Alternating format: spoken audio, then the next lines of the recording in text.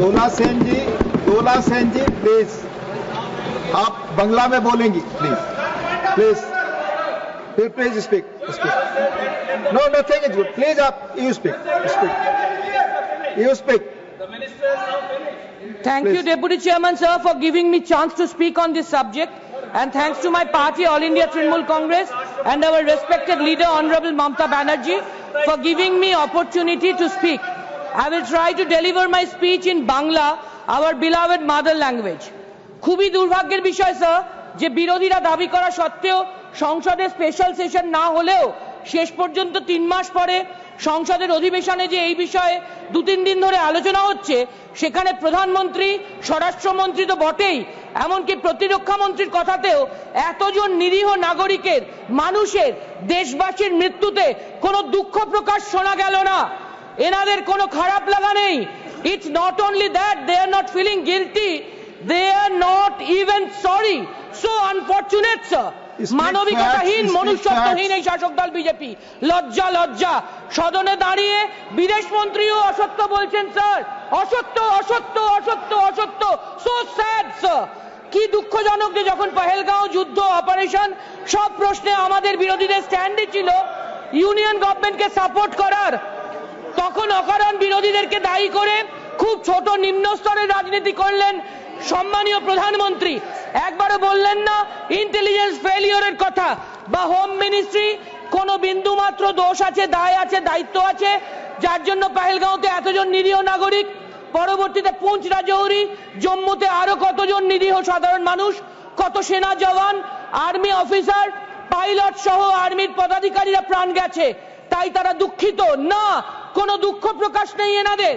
26/11 পর কিন্তু 4 দিনের মাথায় 30 নভেম্বর 2008 তৎকালীন স্বরাষ্ট্রমন্ত্রী পদত্যাগ করেছিলেন, মুম্বাইয়ের মুখ্যমন্ত্রী পদত্যাগ করেছিলেন, স্বরাষ্ট্রমন্ত্রী তো ছেড়েই দিন, গোয়েন্দা প্রধানের মেয়াদ বাড়লো, চাকরির পুরস্কৃত হলো। ছি ছি।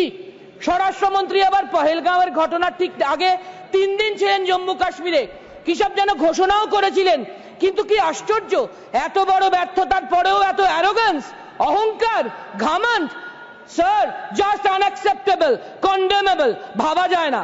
370 ধারা তুলে দেওয়ার সময়ও সম্পূর্ণ অগণতান্ত্রিক ভাবে ট্রেজারি বেঞ্চ রাজ্যসভা থেকে আমাদের মতো অনেক বিরোধীকে সাসপেন্ড করেছিল, তবে তা পাশ করতে পেরেছিল। তখন কি ঘোষণা ছিল তাদের? এর ফলে জম্মু কাশ্মীরে সন্ত্রাস শেষ হবে, ভূস্বর্গে স্বর্গ প্রতিষ্ঠা হবে, শান্তি আসবে। হয়নি তো। পহেলগাঁওয়ের ঘটনা তো ওদের ওই দাবিকে একেবারে ধুলোয় মিশিয়ে দিয়েছে, ধুলিস্যাৎ করে দিয়েছে। তবুও ওরা লজ্জা পেয়েছে কি না? কেন? কেন গোয়েন্দা বিভাগ আগাম খবর দিতে পারেনি? কেন ঠিক তখনই বৈশারণ ভ্যালিতে কোনো পাহারাদার ছিল না? কেন পর্যটকদের সব ঠিক হয় বলে অ্যালাউ করা হলো? কেন এতজন মারা গেল? কে উত্তর দেবে? পুলওয়ামার মতো পহেলগাঁওয়েরও কোনো দিন কোনো উত্তর পাওয়া যাবে না স্যার। 1 মাস, 2 মাস, 3 মাস পার হয়ে গেল, 100 দিন হয়ে গেল, যারা সন্ত্রাস করছে তাদের কোনো খোঁজ ছিল না। যেই আলোচনা শুরু হলো সংসদে, অমনি তাদের 3 জনকে খুঁজে পেয়ে মেরে দেওয়া হলো। স্বরাষ্ট্রমন্ত্রী কি তাহলে এদের অ্যারেস্ট করে রেখে দিয়েছিলেন স্যার, যাতে ঠিক আলোচনার সময়ই মেরে দিয়ে বিরোধীদের মুখ বন্ধ করে দিতে পারেন? So astonishing sir. নইলে এত বড় কোইন্সিডেন্স কি করে হয়? 370 কি, কেন, কোন পরিপ্রেক্ষিতে একটা নির্বাচিত সরকার করেছিল, সেই ইতিহাসকে মুছে দিয়ে, ভুলিয়ে দিয়ে আর একটা সরকার তাকে একতরফা তুলে দিল।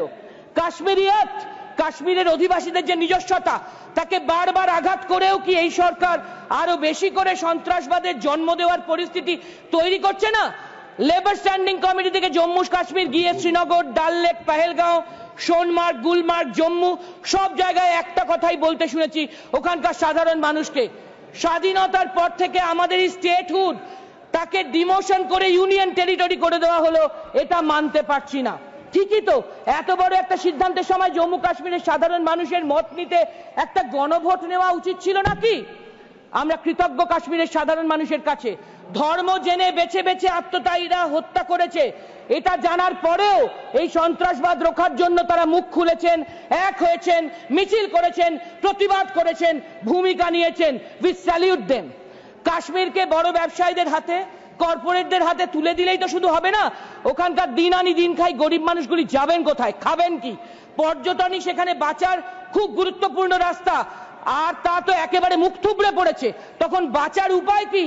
খুবই দুর্ভাগ্যের কথা যে সবকা সাথ সবকা বিকাশের প্রধানমন্ত্রী, মেক ইন ইন্ডিয়ার প্রধানমন্ত্রী, বিকশিত ভারতের প্রধানমন্ত্রীর অনেক লম্বা ভাষণে এই সমস্যা বা সমাধানের কথার উল্লেখও আমরা শুনিনি। সেম সেম তিনি বললেন কোন দেশের কোন নেতা নাকি তাদেরকে যুদ্ধবিরতি করতে বলেননি, আর তার মুখে মার্কিন ভাইস প্রেসিডেন্টের কথাও শোনা গেল। কিন্তু স্বয়ং মার্কিন প্রেসিডেন্ট যে একবার নয়, দুবার নয়, একাধিকবার বারবার বলেছেন তিনি নাকি বাধ্য করেছেন এই দুটি দেশকে যুদ্ধবিরতি করতে, সিজ ফায়ার করতে। এর উত্তরে এতদিন ধরে আমাদের প্রধানমন্ত্রী কিছু তো বলেনই। সংসদে দাঁড়িয়েও বিশ্বগুরু 56 ইঞ্চি ছাতির আমাদের গর্বের প্রধানমন্ত্রী বুক বাজিয়ে সিনা টান করে বলতে পারলেন না কেন যে মার্কিন প্রেসিডেন্ট যা বলছেন তা অসত্য, তা অসত্য। কালকেও মার্কিন প্রেসিডেন্ট প্রধানমন্ত্রীর ভাষণের পর একই কথা বলেছেন। তাহলে কে অসত্য, মার্কিন প্রেসিডেন্ট না আমাদের সম্মানীয় প্রধানমন্ত্রী? আরে যতই হাততালি দিন না কেন, আমরা নতুন করে শিখছি আমেরিকার প্রেসিডেন্টই আমাদের হত্যাকর্তা বিধাতা, তিনি যা বলবেন তাই হবে। দুটো দেশের কোনো ক্ষমতা নেই নিজেদের মধ্যে কথা বলে মেটাবার। আচ্ছা, আমাদের প্রধানমন্ত্রী এড়িয়ে গেলেন কেন, চেপে গেলেন কেন? এত ভয় কিসের? বিদেশি পণ্যের জন্য ভারতকে বেশি শুল্ক দিতে হবে, এই হুমকির কাছেই কি আমরা মাথা নোয়ালাম? So unfortunate sir. 2008-এ কিন্তু মনে আছে আমাদের, তৎকালীন গুজরাটের মুখ্যমন্ত্রী মোদিজি মুম্বাইতে গিয়ে ট্রাইডেন্ট হোটেলের বাইরে সাংবাদিক বৈঠক করেছিলেন। কাগজে বিজ্ঞাপন দিয়েছিল BJP, brutal terror, strikes at will, weak government, unwilling and incapable, fight terror, vote for BJP. This was the advertisement of BJP. সব ভুলে গেলে চলবে নাকি? There should be a limit of hypocrisy, isn't it?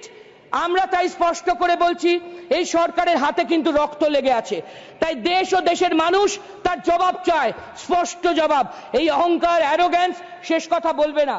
303 থেকে মানুষই 240 করেছেন, মানুষই এরপর 200 নিচে নামাবেন। আর শেষ কথা, পশ্চিম বাংলাকে কারা যেন পশ্চিম বাংলাদেশ বলছেন, কে যেন বলছেন, প্লিজ টাকা দিয়ে বাঙালিকে কেনা হচ্ছে, বাংলায় সব রোহিঙ্গা বাংলাদেশিকে অনুপ্রবেশ করানো হচ্ছে বলে। 1 minute sir, 1 minute, 1 minute, we will adjust with our party time. Please finish. বাংলায় সব রোহিঙ্গা বাংলাদেশিকে অনুপ্রবেশ করানো হচ্ছে বলে কারা যেন গলা ফাটাচ্ছেন। ডাবল ইঞ্জিন গভর্নমেন্টের রাজ্যে কারা যেন বাংলায় কথা বললেই হেনস্থা হচ্ছে, পরিযায়ী শ্রমিকের অকথ্য অত্যাচার হচ্ছে, এসআইআর এর নামে ঘুরিয়ে ঘুরিয়ে এনআরসি চেষ্টা। Thank you. It's not the subject.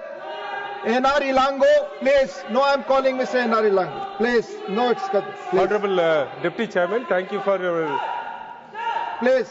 Your time is over. No, stop. Your time is over. Stop my clock. Your time is over, Dolaji. No, your time is over. One, please.